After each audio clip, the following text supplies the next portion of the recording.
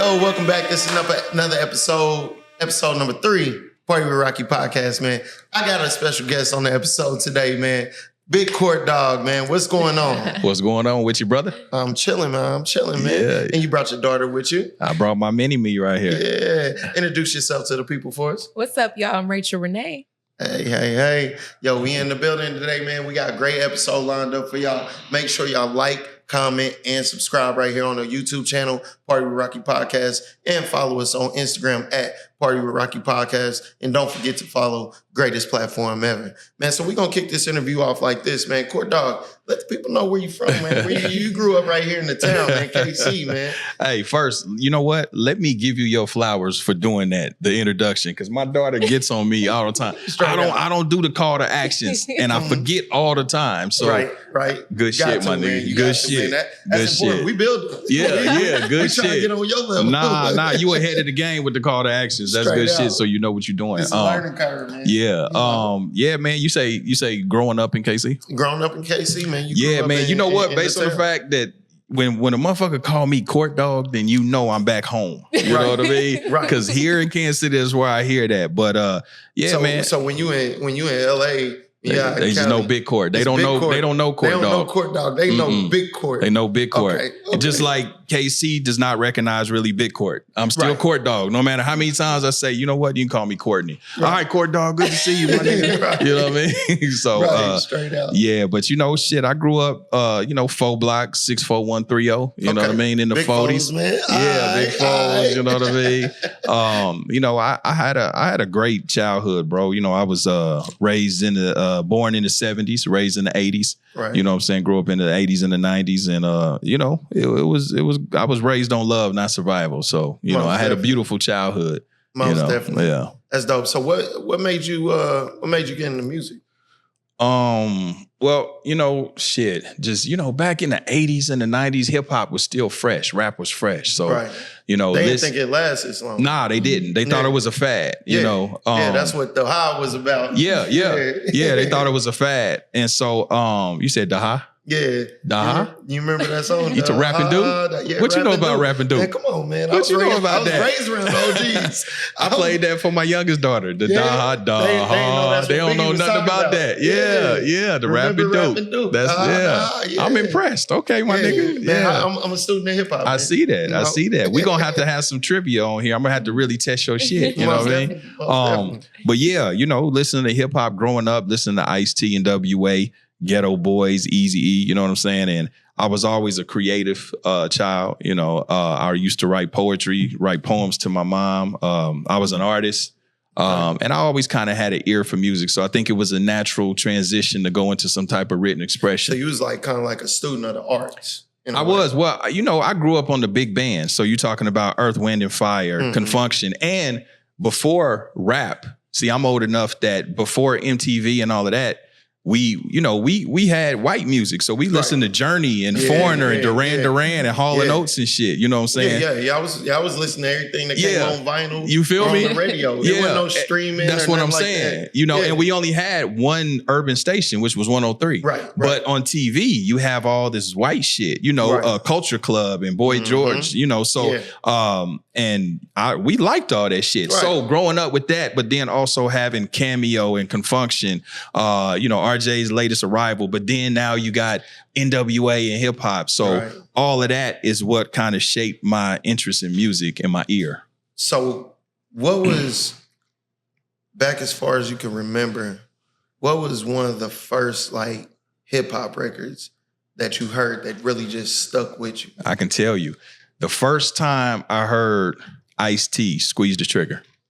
That was the one that really, really got me. Because before that, of course, we had, Run DMC, Fat Boys, which was kind of a novelty, and Beastie Boys and all of that. But when I heard Squeeze the Trigger, I was like, oh, shit. It was on. I was like, what the fuck is this? Ice-T, Squeeze the Trigger.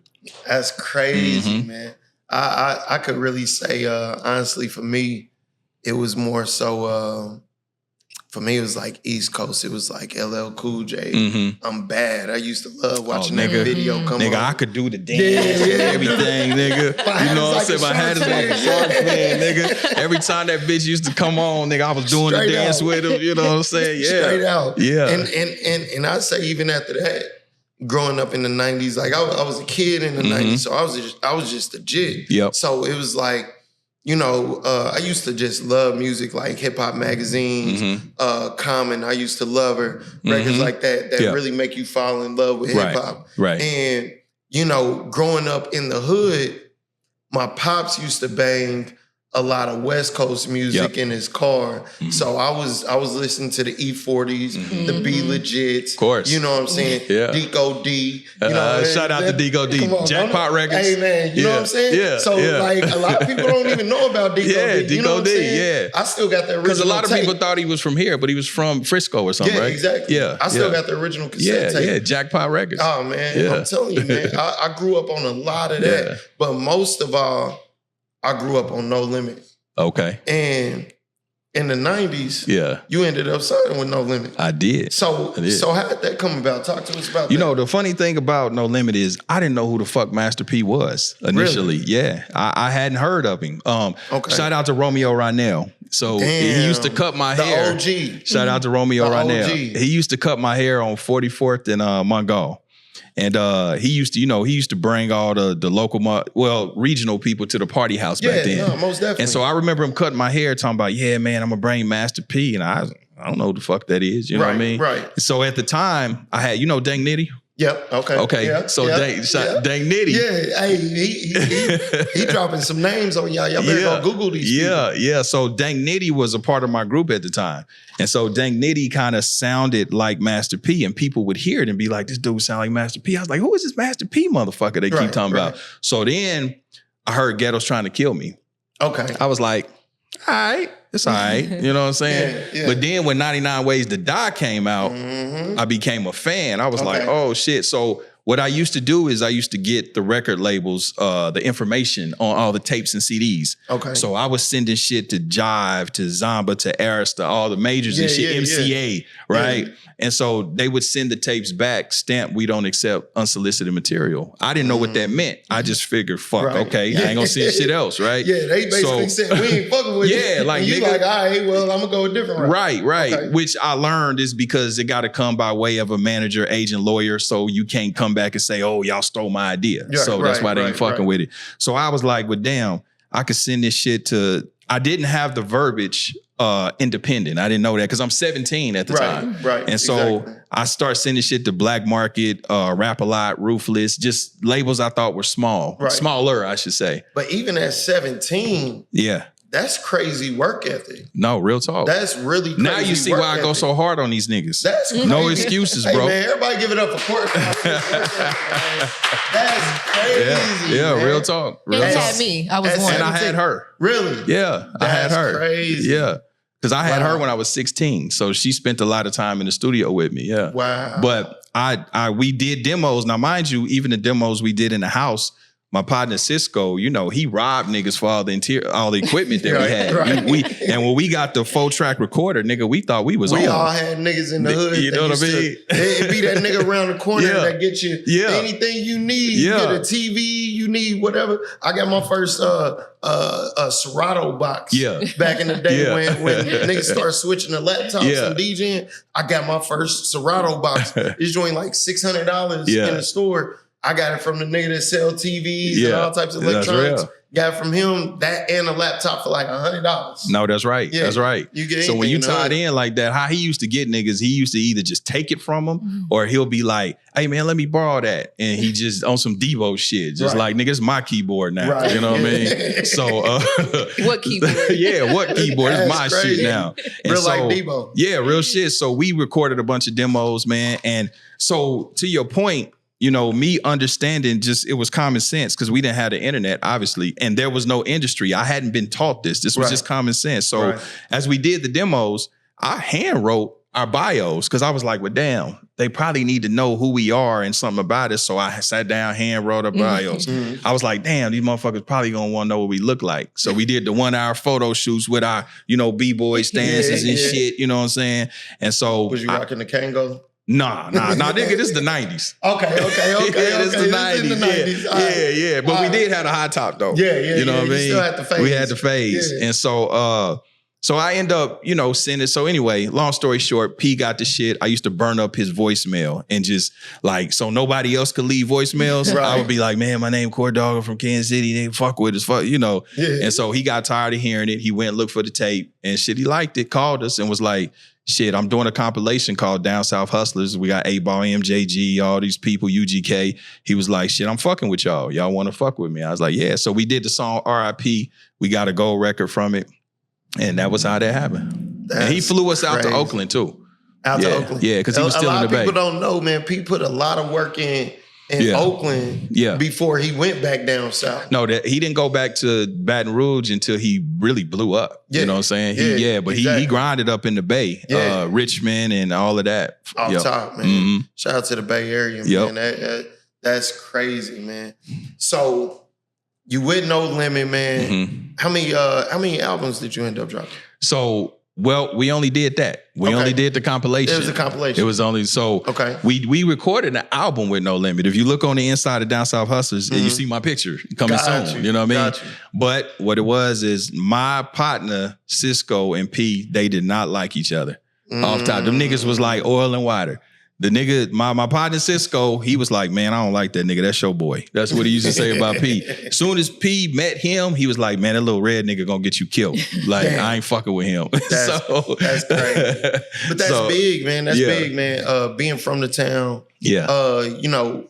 having that type of work ethic at such a young age, being a father at such a young age, still being on your grind, not letting these streets knock you off. You know what I'm saying? And you've led a successful life since then. So then we fast forward to today, Old Court Podcast.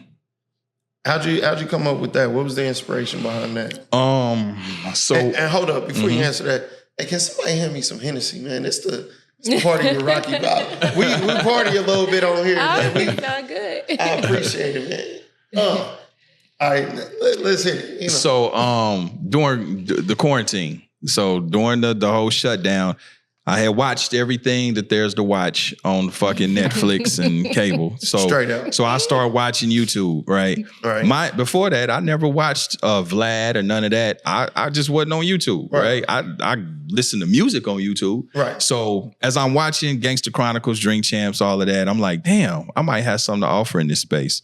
So my partner, producer Ken, we would have our conversations about music. Like, we call each other to ask a simple question, but before we know it, it's like, nigga, I was listening to Season of the Sick, man, and woo-woo, and then it just go off into a conversation. So we was like, man, we should do a podcast where we just talk about 90s gangster shit. You know what I mean? Shit we came up with. That's how it started. Right. But as I started watching other platforms and I seen the guest model, and I was like, well, you know what? We could do that, but I know a lot of celebrities. I'm associated with them and I know them personally. So let's just, see if they come. So mostly everybody that come to my show, especially the first 2 years, I knew personally. Right. You know what I mean? So, Jay Prince, that was a phone call. Yeah. Michael Jai White's a phone call. Right. Everybody that came through PE, all of that, that's all fam. You know what I mean? Family. That's a simple phone call. Yeah, that's a simple phone call. That's crazy. Yeah, that's a simple phone call. So how's that like for you? Like, you growing up and your pops know all these industry cats. Like, what was that like? Like, did you understand? Because, like, I feel like I got kids, and I don't feel like they understand. Like, they don't. It be my partner's kids. They be like, "Hey, pops, your homeboy, he on the radio. He doing this, he doing that." So I can only imagine at the level that your pops was on, what it was like. How was that like for you growing up? It's funny. So I didn't understand the gravity of it until later, because you got to figure, like, when we were here in Kansas City, I was the one helping him put up the posters on Prospect. Right. I was the one running with him to Seventh Heaven and Sam Goody and all the places. So you grew up in KC? Yeah, I'm a halfie. Okay, so I'm half KC, half West Coast. What you like more, KC or West Coast? West Coast got to be the best coast. I'm sorry. I love KC. KC, my hometown. It has a special place, but West Coast is West Coast. Is fire. I love it out West. So, but no, like when I was little, like, I mean, we had like Servon would come to the house, sign my poster, you know, like Busy Bone was on for show in the early 2000s. He performed with Bone Thugs and what was it, Joplin or something? Like, early. So I was already used to it. Yeah, I do. Yeah. So I was used to it. But when I got to, so funny thing, when COVID happened, I was actually here in Kansas City. And I didn't know too much about holding court, which was funny because it, like I said, it was quarantine. We all kind of secluded. Right. And so when I was out here and I got his whole face, I was somewhere downtown and they was like, oh, I heard Lil Court. So I turned around. I'm like, huh? And so they was like, yeah, man, I seen your dad on YouTube and this and this and that. And I was like, oh, okay. But remember, he's been court dog, can't see Chief my whole life. Yeah. So when I got back out to LA, and I remember, when we went to Juneteenth at Leimert Park. Oh, yeah. And I mean, literally, we could not walk more than a few steps. And it was BigCourt. And I looked, I said, well, damn, okay. right. So, yeah, it's cool. I love it. That's dope.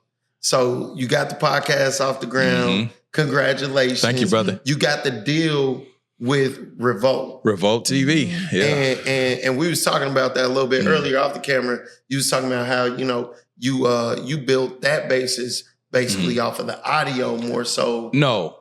So what I was saying is the audio is important. Okay. But no. Having them both. Yeah. And having traction on the audio. There you go. But I had more traction on the visual part. Well, yeah, you're going to have more traction because you got those faces. Yeah. That people know and people want to see. And it depends on where you put your focus and your energy toward. Because like Gangsta Chronicles, shout out to Steel. Like he gave me a lot of game. Their show was primarily a audio show. They put a lot of, which is why they did so many downloads. So the video was secondary to them. And it was the other way around for me. But I got Revolt's attention by just consistency. Like, shout out to Detavio. They just kept seeing me. And it was like, they reached out to me like, man, what are you doing? What you got going on? And they was like, man, let's do something, So it was just consistency, hard work, bro. That's dope. Yeah. And you were actually a co-host on the show. And you got added on to the show. I was not there in the beginning. How is all this for you?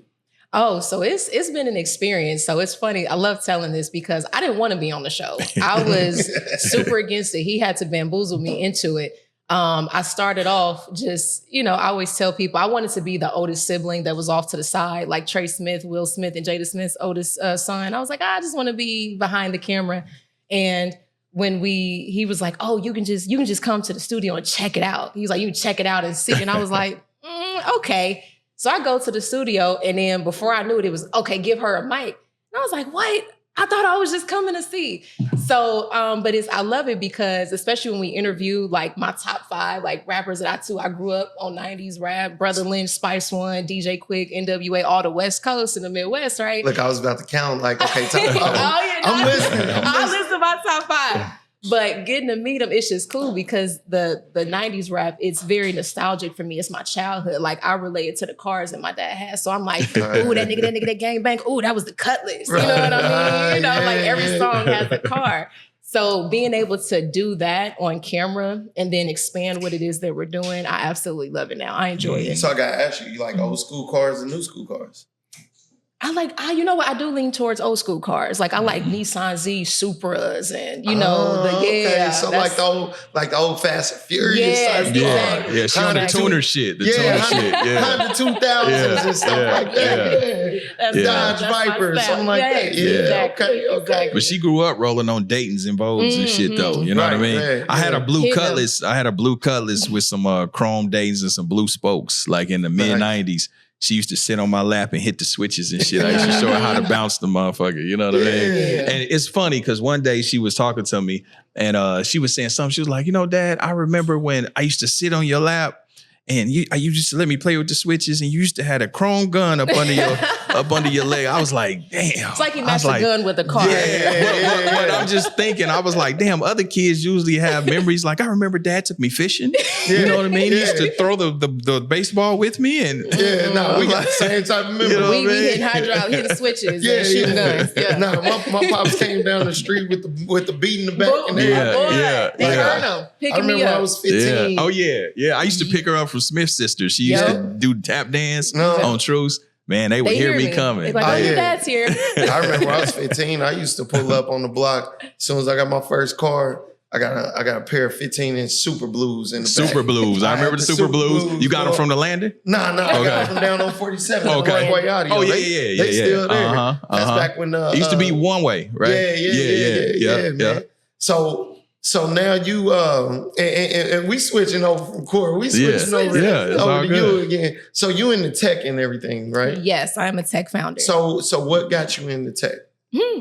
So after a myriad of jobs and odd jobs and just, figuring it out, when I was here, I was doing government contracting here. Okay. So from 2020 to 2022, I was doing drug testing and DNA testing here in the city. And I was the only 24-hour provider. So meaning that you could call me for drug testing after 5 p.m. Gotcha. So it was in that space, being a small business, that I noticed. I was like, man, it's kind of, even with me being 24 hours on Google, it's very hard for people to find me that need my services.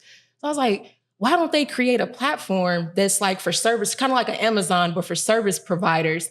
But then I was like, but I also sell drug testing kits. And so I just got annoyed because I'm like, okay, so I got to set up an Amazon store. I got to set up a store over here, do this over here. So I was like, why don't somebody just create an all-in-one? So I was like, well, why don't I just create the all-in-one? There you go. So it took almost a year for me to find my development team because literally I called almost every country, WhatsApping, every other state. Nobody understood what I was trying to do. So finally, once I found my development team, I said, listen, I want an all-in-one e-commerce marketplace where people can sell their products, their services, and their digital downloads, whatever that is, because we're the new entrepreneur. We do a lot of things. We don't just do one thing.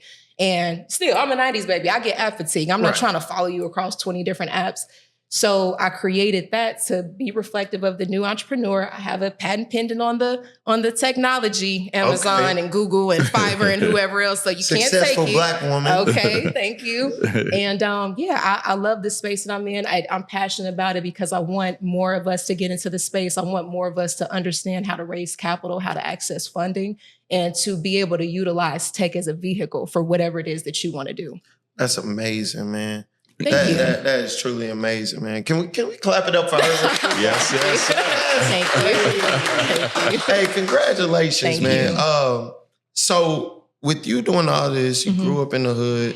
Obviously a lot of people grow up in the hood and, they utilize that as an excuse. You're not only a woman in the industry, but you're a Black woman in the industry. Yes. What kind of obstacles do you face when you dealing with, just the day-to-day business on, being a successful Black woman in the industry that you in? You know what? I love this question. And I ponder it consistently because, to be honest with you, to give you the short answer, I don't spend my energy on the obstacles. I don't have time for it. I'm so locked in and just tunnel vision on what it is that I'm trying to do.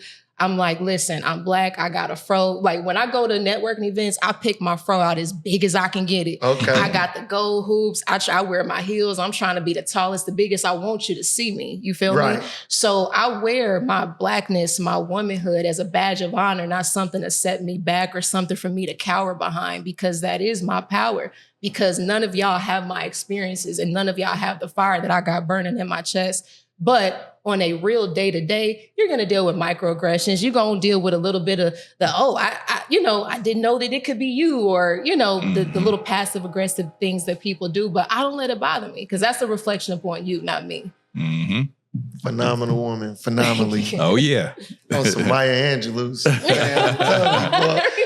This is my future billionaire. That's why I call her my future billionaire. It, man. Yeah. That's amazing, man. Because it's like you took your own route, but you grew up watching your pops, and I can only imagine what type of inspiration he was. Because from the sounds of it, you got the same hustle that he has. and now it's like you taking that, which every parent wants for their child. Right. You taking that to the next level. Yeah. Oh, yeah. You know, she has my tenacity. She has her mother's intelligence. Yeah. I was just about to say, I got a good balance between, I always say, like, I'm a corporate villain. The villain is my dad, the corporate is my mom. And I merge them together and I get it done. Because my mother Nigerian, she don't play that. Straight out. I think it was like the opposite for me. It's like I got a lot of hustle from my moms. Because my moms would go to work. She would work a couple different jobs. She'd come home, do hair, have like everything set up in the basement and stuff like that. So, you know, I peeped that as I was growing up, but I grew up with my dad. And my dad was one of those hardworking, take care of home. That's amazing. Make sure you hit the books. Make sure you pass your tests. Help me with my homework. So a lot of intelligence part I got from my pops, but I can definitely understand that duality. Exactly. It's a beautiful thing. And I love to hear that. So if either one of you or both of you could give the people some advice on how to become successful as an entrepreneur, how to survive in the business world, what would you tell them? So my first thing would be, I always tell people to find out what their passion is. Be a purpose chaser, not a paper chaser. You know what I mean? Because what happens is when you chasing money only, that only is in the streets, because that's all it is, right? But anything professionally, you have to love it. You actually have to have a passion for it, because it's going to take time. And if you don't yield, if you don't yield the results that you're looking for with the quick dollar, you're going to stop. You're not going to, really take the time to cultivate it and build it and nurture it. So if you don't care about it, you're not going to take you got to love it. You're not going to take the time if it's just for the money, because you just want to put the work in, and the money will creep up on you. The money will find you. You know what I'm saying? You'll just be doing the work, and then one day you'll be like, damn, I got all this from that. Like, literally. So that's what I tell people. You know, a lot of people come to me for advice for, a lot of different things, business and all of that. And I say, man, listen, what I learned was that you cannot do shit for money. You know what I mean? You cannot. Everything that I did chasing money, I failed at. You know, and I've had a lot of businesses, just because I had the money, just throw it at it. But I didn't take the time to master it, and I didn't love it. You know what I'm saying? So like, even with the podcast, I made a lot of headway because I actually enjoy what I do, and it translates and people can feel that. But then also in how I execute it, the consistency of it, what I'm saying? I take time to learn it and master what I'm doing and get better, even from the thumbnails to the captioning to everything, even the back end part of it. Yeah, you've been going crazy. Yeah. You've been going crazy. And to be honest with you, when me and my team have talks, we look at everybody's podcast. For sure. We see what they doing, what we like about what they doing. Exactly. And so your podcast has been one of those podcasts that's like, we base our podcast off of some of what you're doing. Yeah, you know appreciate what I mean? that. Because you leading the whole wave. Yeah. You know what I mean? Yeah, and I appreciate bigger that. than a lot of the rest of these podcasts, and you doing it the right way. So we want to say we appreciate you. I appreciate that. Your model is one of the models that we look up to. I appreciate in this podcast industry. For sure. Man. And the thing is too, is I wanted, like I say, with purpose, right? So when I created the platform, I was like, okay, I wanted to bring some balance to the game, because you have all the vitriolic shit, you have all the messy, incendiary gossip shit, right? And that's cool. It's a place for that. But what I started seeing was a lot of, especially these others, I don't want to call no names, but they can be somewhat exploitive for the culture, so they are entertained by our traumas. Yeah. So you get, they get niggas on there, how many times you've been shot, how many times you've been to jail and all that. And that's real life. That's cool. But I wanted to humanize the culture. I wanted to peel back the layers to say, okay, damn, yeah, you did that, but why? They still influencing the goofy shit. And we not on that. We on the business tip. We don't care about, we didn't been there, we didn't done the stuff that in our lives that we shouldn't have done. But it's like we learn from that and we moving on and we elevating from there. And we don't got time for the goofy shit or anybody that's entertaining or influencing. It's a place for the goofy shit, but for me, you know, like everybody want to be influencers, but I always say, what are you influencing people to do? Absolutely. You know what I'm saying? So I just wanted to really get at OG energy. And that's why I incorporated my daughter into it, because, you know, she's a version of me, but she's a female. She's a millennial, you know, and I knew she had something to offer in this space, you know, so that's why I wanted to change it up and bring her perspective in, you know, so, and it works. That's why Revolt, you know what I mean, came to us. And I have so many other opportunities that are coming to us, you know, TV shows, people want to build it out. And, you know, people are calling me the hip hop Joe Rogan and different things. Celebrities reach out to me all the time and like, man, I love what you're doing. Even if they say, hey, I'm gonna come to your show, but I just want to tell you, I love what you're doing. I love how you represent the culture. You know what I mean? Even on the West Coast, which is funny because when I built the platform, I didn't intend to make it a West Coast platform or for Kansas City. Of course, I'm a rep the turf. Right, you're going to rep it, but it's not. But the West Coast, they claim it. You know what I mean? They claim me. So when I'm in LA, they like, man, I love how you represent the West, homie. Like, nigga, you make us look good. I'm kind of like, yeah, but you know what I'm saying? Okay, but I am kind of, I guess I can claim the West Coast too, because I've been there almost half my life, but you know. West Coast different. You know. That's why I was tripping when we went to Lamar and when we went to Kendrick Lamar's video shoot. Yeah, like just in everybody Compton was recently. like, what's up? Y'all was at the video shoot? Yeah. It was dope. It was dope. They not like us. It was dope, man. Listen, I got shown so much love in Compton, you know what I mean? But I've always rocked with Compton since I've been, you know, I mean, you know, I do what I do, but. So what do y'all think about like the Kendrick and Drake beef? Do y'all think that was something that was good for the culture? I'll let her answer. Oh, wow. Why you gonna put that on me like that? First, it came up out of nowhere. But, you know, I mean, at the end of the day, it's good entertainment. They both winning. They both rich. Drake is still successful. But listen, Kendrick came with a bop on that, though. Kendrick came with it. I ain't gonna lie. But you know what? Let me say this, though. I think it was good for business, right? Yes. I think both them niggas is a little sassy, though. I enjoyed it. But, you know, I come from where the beef is a little bit there. You ain't talking about niggas' kids and all this old type shit. But at the end of the day, it's kind of like how I said with Cat Williams and Kevin Hart, right? Cat had a moment. I mean, he ice skated all on Kevin's ass, right? Through the media. But at the end of the day, Kevin Hart's still winning. So at the end of the day, Drake is still winning. You know what I'm saying? He's still winning. And I love both of them. And I don't have a dog in the fight. But at the end of the day, when it's all said and done, level, man. Drake is still winning. But you know what I do think is interesting, though? Not to cut you off, is that, like, I feel like this whole, the undertone of him being biracial and dominating a Black space being a problem, but he is with a biracial woman. I do think that's interesting. I do think that's interesting. That's a little funny. The rabbit hole gets deep on that one. You know, I know. We gonna listen. Look, we gonna bring y'all back on the because look, I'm telling you, we gonna. Hey, listen, we just had Tariq Nasheed. We just had Tariq Nasheed on the show, bro. And it's not him. It's his cult. It's his people. It's been a whole thing on our platform. Cult. They've been coming to me, coming at her. What they call you, a Miss I'm a tether, misandrist, dead wench, immigrant. Yeah, and what am I? I'm cooning. Oh yeah, you cooning. I'm big coon, and I'm a tether. You know what I'm saying? I love it. I love it. Run it up. Hey, but that shit pushed the engagement though. See, and let me say this.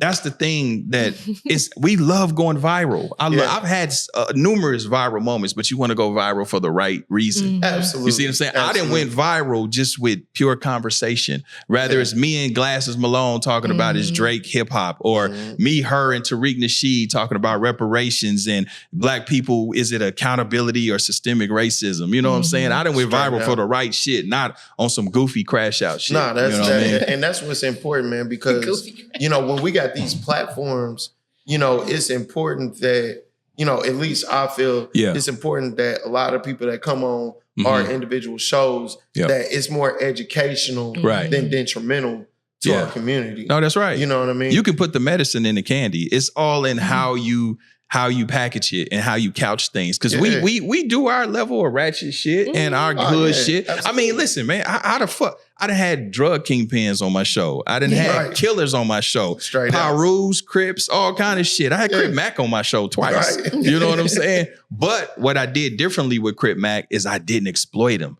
I gave him some big homie game. I basically, each time he came on and told him he was going to wind up, unfortunately, exactly where he is. Yeah. You know what I mean? But, I try to do my shit different. So we don't stray away from the hard topics, or we have fun. It's not so staunch and so stiff, but, we still, get down to business. No, absolutely, man. Well, definitely, man. That's super dope, man. Man, BigCourt. Man, we got to touch on some KC politics. You want to touch on some KC politics real quick? Bro. Come on. We got to do our level of bullshit right now. Hey, check this out. We're going to get on some bullshit. We're going to touch on a couple KC politics, and then then you already know we're going to get whipping in the kitchen with Rocky. You know what I'm saying? Chef Smoke in the kitchen. He done whipped up something special today. So we're going to touch on these KC politics. Look, I told BigCourt, I said, the platform, we ain't going to do too much KC, but we're going to do a little bit KC. A little bit, yeah. So what do you feel like? I know you in LA. You come here, here and there. You know, you pop in. I'm here a lot. I own property here. I'm here a lot. Okay. Yeah. So what's going on in KC politics there? I mean, you tell me. Hey, man. You tell me. Hey, man. So I'll talk about all these niggas. I don't give a fuck about none of these niggas.